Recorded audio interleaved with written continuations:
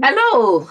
Negotiation can feel uncomfortable, especially when you've been taught to stay grateful, stay quiet, and not ask for too much. But today we are breaking that mindset. If you ever felt nervous about speaking up, this episode will give you clarity and confidence you need to advocate for yourself. Hello, everyone. I'm Marian Amwa, and today I have with me for the third and final part of our negotiation conversations with none other than HenniB, Hennither Bianca Gant.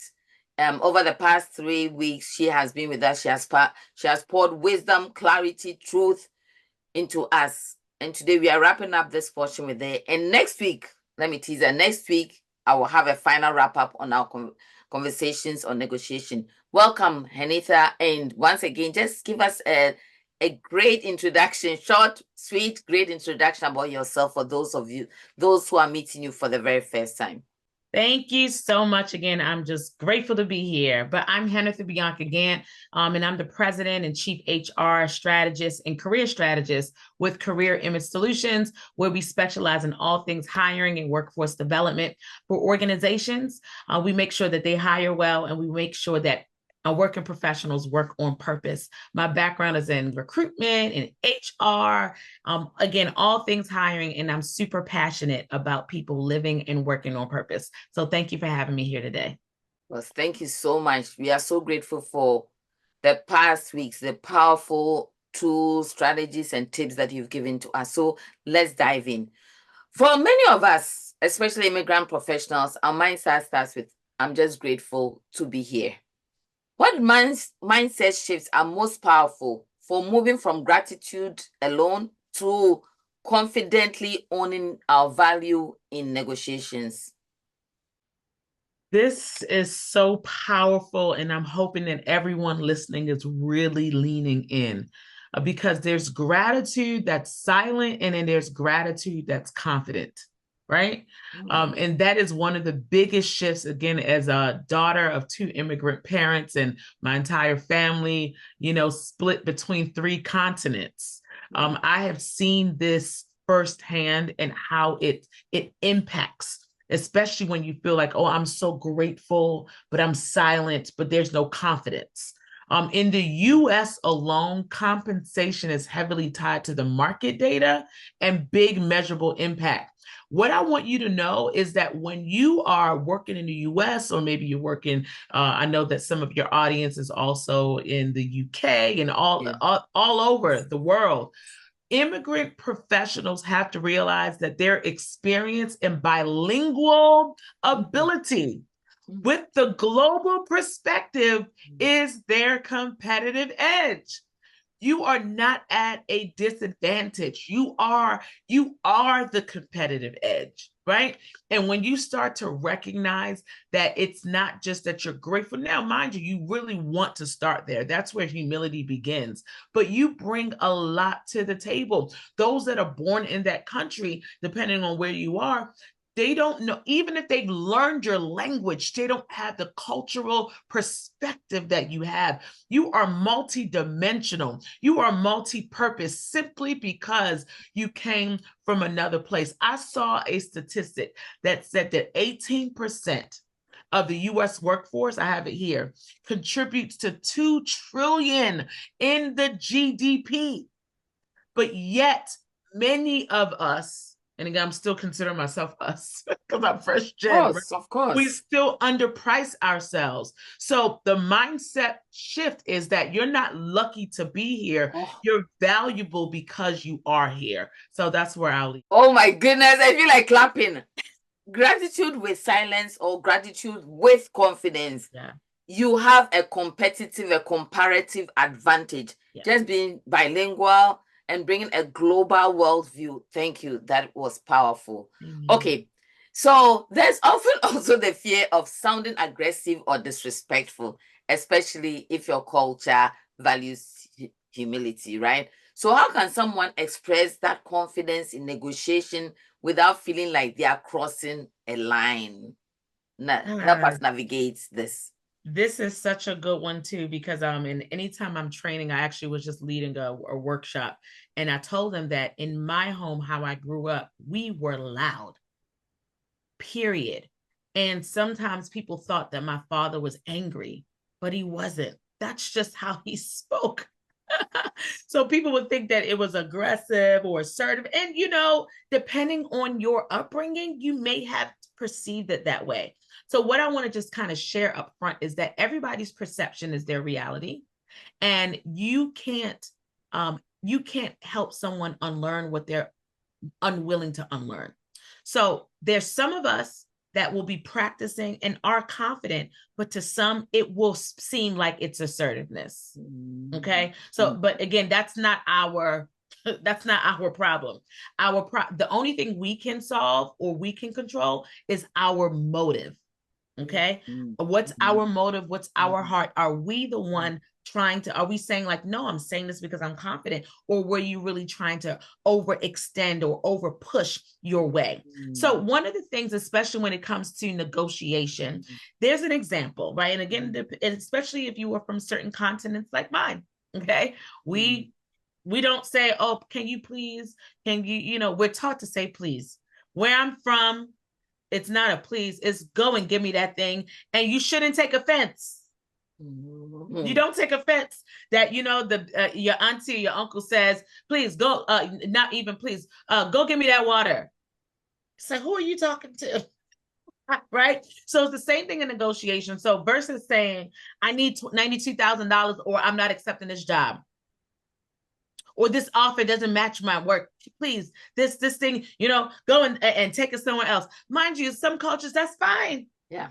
Yeah. However, if you are in cultures, especially within the US, please and thank you, how you say things, emotional intelligence, positive intelligence, all of the things. There's ways that you have to say things. You have to add sugar. You can't just add salt. So instead of saying something, what I just said, you would say, based on my experience and the market data I've gathered, I'm targeting a salary of 92,000. Can we align with the compensation, with the responsibilities of this role? There's just a different way to say it. So again, that's the difference between confidence versus assertiveness in this particular culture, in this context that we're talking about today. Yeah. So I'm hearing you say learn the culture. Yeah. Learn the culture so that you can massage or fine tune or align. Very good what point. you're You asking. talk about that in your book too. It's very important that you learn it. And I would say, the culture of the organization, because every organization is different. So just because we're talking in the lens of maybe US or the lens of UK, it doesn't mean that there aren't organizations that adopt different values. Exactly. So yes, for sure. Exactly. Learn that culture. Exactly. So important, because an organization that you're applying for a job might be, or that you even work in, might be very, very global. Yes. With the CEO being from a different country. So just knowing how to navigate, so that you are able to speak the language well, speak the language well and negotiate well with the fine skills. Okay. There's another cultural mind shift that I want us to talk about. A lot of us also grew up hearing, don't question authority, be humble, or don't talk too much.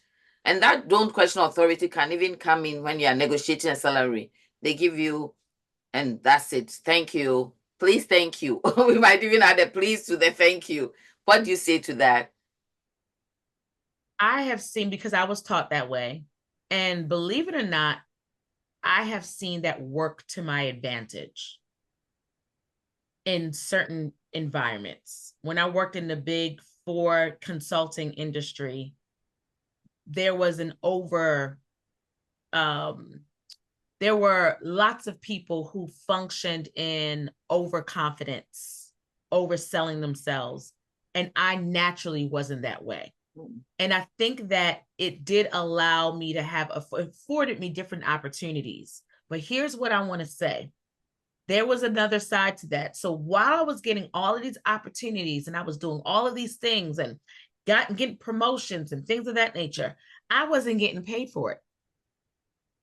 right? So there's the other side to it. So it opens doors, but because of not questioning authority or being grateful for what I'm given, or you don't want to rock the boat, what I recognize, and it even translated into my business now, is that I didn't feel worthy to ask for what I've been doing. Right? I was afraid, so to speak, of even asking people to pay for services that I would spend hours doing, because I just felt like I don't want to rock it. You know, it's okay. It's okay. So one of the first things I would say is that we really have to reframe negotiation as collaboration, right? Um, Super important with that, again, cultural conditioning. It's not that we are begging, and it's not that we're being pushy. This is a collaboration. Say, hey, you're giving me this, I'm giving you this.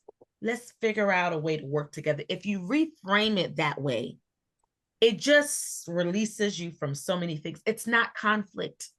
It doesn't have to be, if you don't give me this thing, then I won't. No, no, no, no, no, no. We're co-creating here. We're trying to just be fair agreement. I've seen by the market, my colleagues are getting paid this, that, and the other.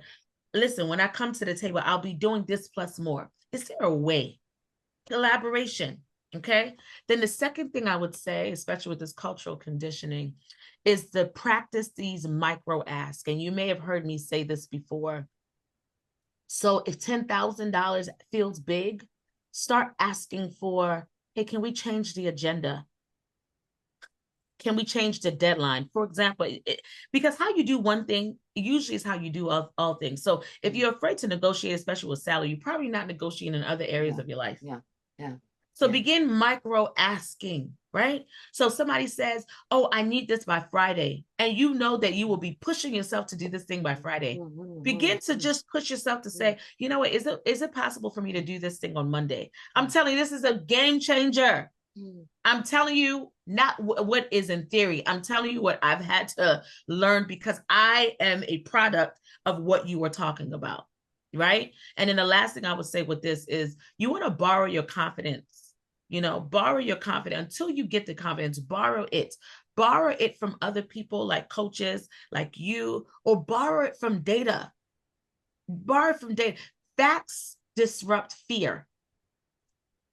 So when you walk into, if you're talking about salary, performance metrics, again, those things are facts. So it can remove you from the emotional things of how you're feeling. You borrow that confidence and say, oh no, this is the data. These are the facts. And if you speak with facts versus emotions, which you've heard us talk about, that also helps you with that cultural conditioning. Whoa, whoa, whoa, whoa.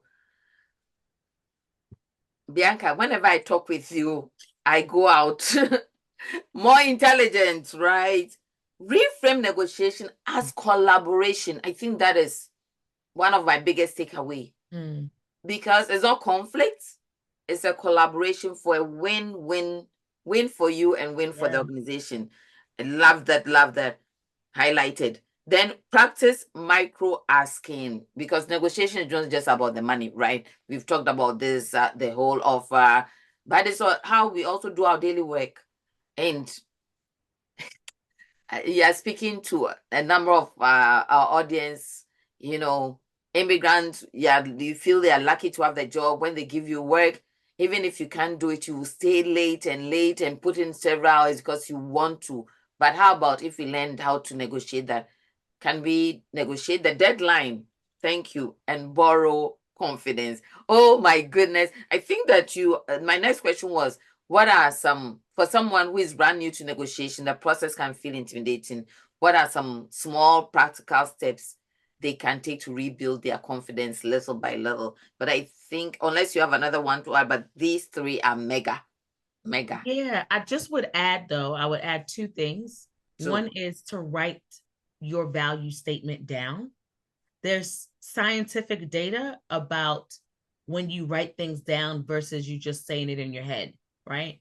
So I would write down your value statement, what you bring to the table, to articulate your values, and then say it out loud. But there's something wonderful about writing it down, and begin to even write down, where you want to see yourself, not just what you bring, but, project out. Again, your value, I would say, but I would probably now say your value and your vision statement for your life. Because if your decisions are not lining up to vision, then more than likely you are not being valuable. You're going to feel disconnected. You're going to come to the table less confident. So again, I would definitely say that. And then the last thing I would say is to track your accomplishments or track your wins. This is something I did when I was working in the federal government, because performance evaluations was so big for us. That's how you got your raises and things of that nature. So I got frustrated because at the performance evaluation was at the end of the year. And I couldn't remember all of the things, but I knew that I did awesome things, but I just couldn't remember it. So I said, oh, no more, no more, no more. So I started creating a folder. And if you're listening, if you're really going to take this to heart, don't create that folder on your work computer. Create it on your own computer or your phone, notes or something like that, just in case something happens, you can go to it yourself. But begin tracking your wins. I don't care if Bob comes down the hallway and says, hey, Hennither, you did a good job. I'm going in there. Received accolades from Bob regarding project that influenced blah, blah, blah, blah, blah. And I would just write it down. So when it was time, I would come bring my brag sheets, and again, now this is data, these are facts, but track your accomplishments. So that's the only other things I would add. Very, very good. Oh my goodness. Reframe negotiation as collaboration, practice micro asking, borrow confidence, write your value and mission statement down, say it out loud, track your wins. So, Bianca, our title sort of for this was confidence versus culture. What would you say to that? Is it confidence versus culture, confidence and culture? Just wrap it up as we end our time with you. Your culture, be proud of it, because that leads and lends to your confidence. It's both, right? When you're confident about who you are in your culture, that is where your confidence comes from. Perfect.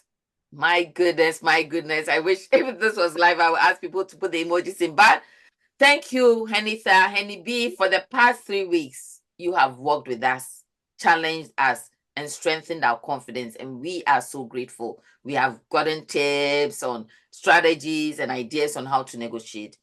So as we close the portion of this series, I want to say thank you. But we are also not done. Next week, we'll have session 4, Negotiate Like a Pro. I'm going to take a lot of the things that Hennither has taught us and we'll put it together. But before we get there, continue growing by watching our videos, How to Negotiate Your Salary Without Fear with Hennither, Beyond the Paycheck, that is the hidden value inside every job offer. And then we had a live session, Ask Anything, HR Experts Answer the Questions You Are Too Afraid to Ask. Each one of them will take your negotiating skills to another level. HenniB, thank you so much for those powerful 3 weeks. And breaking through community, remember, you have value, you deserve clarity, and you have every right to advocate for yourself. Remember, it is collaboration. We will see you in the next one. Negotiate like a pro. Thank you. And until then, keep showing up, keep growing, and keep leading boldly.